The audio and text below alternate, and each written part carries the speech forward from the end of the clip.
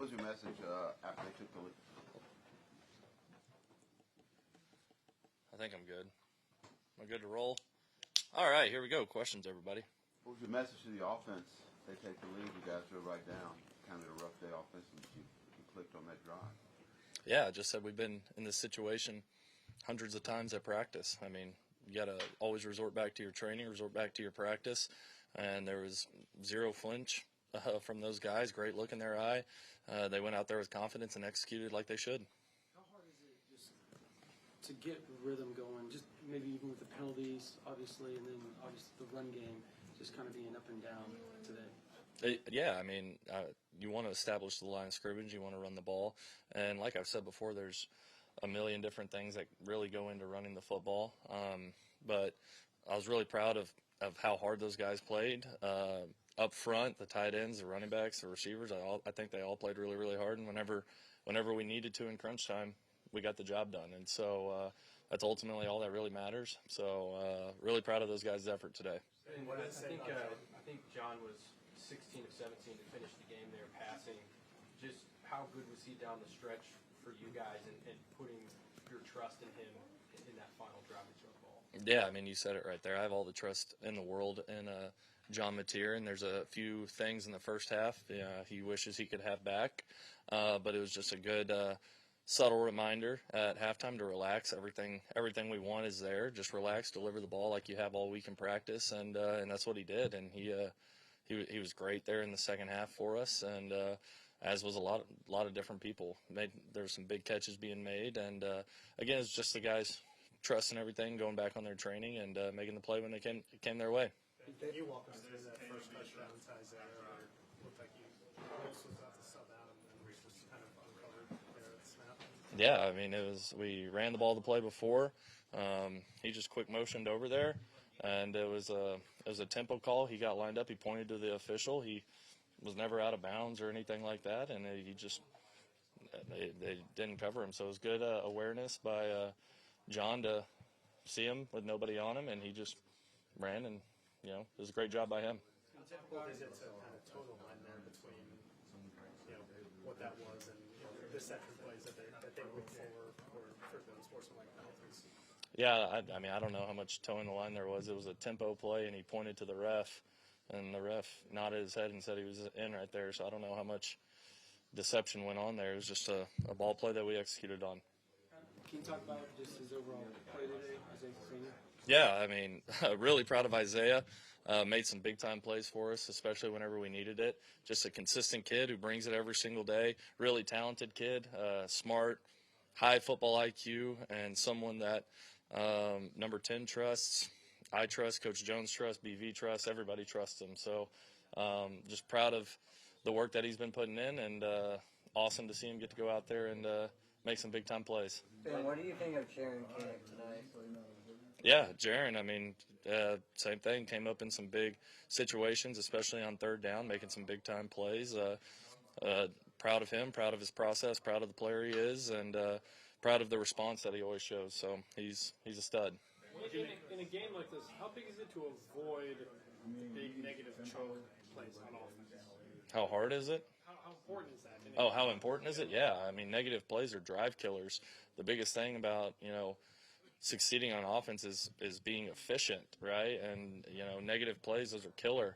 And so nobody likes them. They get you off schedule. But whenever they happen, you got to figure out a way to get back on schedule. So, yeah, negative plays are killers. And what does it say about the last drive? They score. So you've got to have something on this next drive. You guys came through with flying colors. What does that say about your offense and what you guys have going right now? Believe and trust in the process. Those kids, like I said, they don't flinch. There's no fear in them at all. They trust their training. They trust the rules that we talk about in meeting, that we walk through in practice, and they went out there and they executed really, really well. So they were ready for that moment, and that was awesome to see. That a bunch of kids who've been working their tail off were ready for that moment. So that was fun. Why do you think that was really your only flawless drive? I mean, I think it's 5 plays, maybe 6, and everything worked the way it was supposed to every play. Why did it work that way? Because every other drive, even if you scored or moved the ball, it was sputtering, hit and miss. no hit and miss on the last drive. Yeah, I think it's just those kids stepping up in that moment, right? And again, like I said, there's a lot of stuff in that game that moments that some of those kids wish they could have back. There's a few plays that I wish I could have back that I called, but at the end of the day, you can't win the game in the first, second, or third quarter, guys. Like, the game's not won there. You win the game in the fourth quarter, and that's ultimately all that matters. So we talk about finishing. We have our winning edge on offense, and win the fourth quarter is the last one that we leave. Every time we leave a Saturday unit meeting, it says finish, ! Win the fourth quarter, because the first, second, and third quarter are really a moot point if you don't win the fourth. So they were ready for that moment. And I know you have some offensive linemen that were dealing with some injuries throughout the week, but to have Jake and Veggie in particular kind of tough it out, play like they did tonight, what does that tell you about that combination? Yeah, tough kids who are selfless and they want to play. They want to be there for their teammates, and they were. They played their butt off all night, and so huge shout out to those guys up front. I'm so proud of them. Just what the process took this week to get them ready to play, and then them going out there and playing their butt off all night. I couldn't be more proud of those guys, of that group in particular. Ben, you were obviously with John Mateer at Washington State. Yep. Came here to Oklahoma. What are the emotions of watching him play and succeed in his first SEC game here at OU? Well, I think naturally he's someone that I've been around a long time, so naturally I care about him a lot. And so just seeing him have the time of his life with a bunch of great teammates and a bunch of great dudes in this building, that's priceless. And then everything he does on the field is just no surprise to me, again, because of his consistency every single week and how he prepares and how he gets ready. So it's great to see John have the success, but John will be the first one to tell you, too, there's always room for growth, and his teammates are playing their butts off, too. So, but it's awesome to see him because I do care about him. What do you think of his nickname, Money Mateer? A lot of fans doing Money Mateer? Yeah. I don't know. I call him Johnny Boy. So I don't think anything of Money Mateer. I call him Johnny Boy. And you went to the short passing game, particularly like short crosses, a lot more in the second half. Is that an adjustment to counter whatever Auburn was doing, or is that just the way it turned out? Yeah, I mean, it was adjustment made in game. It's all something that we could take advantage of, and that's what we did. The guys took the adjustments well and went out there and executed. As much as you and John know each other, he knows your system. You have other parts that are now part of this offense. How much does a game like this just help you guys grow overall just as an offense? It's huge because winning football games is not easy, and being in those tough moments and crunch time whenever you have to do it and you rally together as teammates and you execute the plan out there, I think it just builds a lot of growth, a lot of the word's probably validation to themselves that we can go out here and we can do this. And so, but now we're just on to the next one, and that's really all that matters. Our goal is not to be 4-0. That's never been our goal. Our goal is to take care of business the next week. And so, but being in those moments and having those opportunities to grow and seizing those moments, I think it's huge for the development of these guys in this offense and this team as a whole. What for you would be making the most of this bye week as an offense? What would make the most of this bye week? What would you, coming out of the bye week, say, okay, we made the most out of that week off? I mean, there's a lot of different things that happen in a bye week, I think you can always get back to the basics. I think that's huge, getting back to the basics, getting your body right.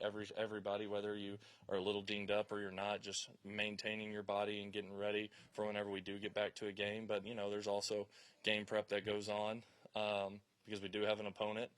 We just have a bye week, but we do have an opponent coming up, so we always need to make sure that we're on top of that. But there's a lot of different things that you can get out of a bye week. You just have to take advantage of the time and the resources that you have. How fun of an environment was that today? There was a couple times down on the sidelines where I couldn't even hear myself think. So how the crowd The fans were incredible, like deafening, and they help us out. They help our defense out, and they torment the other team. So the environment was awesome. The fans brought it today. The fans are just as much a part of that win as anybody in this building, and so shout out to them. shout out to, they've been there all year, and we're going to keep needing them to show up and, be passionate about Oklahoma football. So.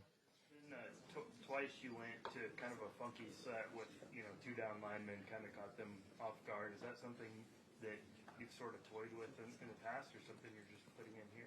Yeah, I've toyed with that in the past. I think there's about 100 different ways you can do kind of that same thing, and so it's always just a numbers and space game. At the end of the day, that's all football is a number and space game, and trying to execute in those moments. But yeah, just something that we were able to do to try and get an advantage on the defense. What do you call that formation? Well, I think the general term in football is called a polecat formation. I don't call it polecat, but in reference to everything else, I call it polecat. So I don't know why it's called that, but yeah, Boomer.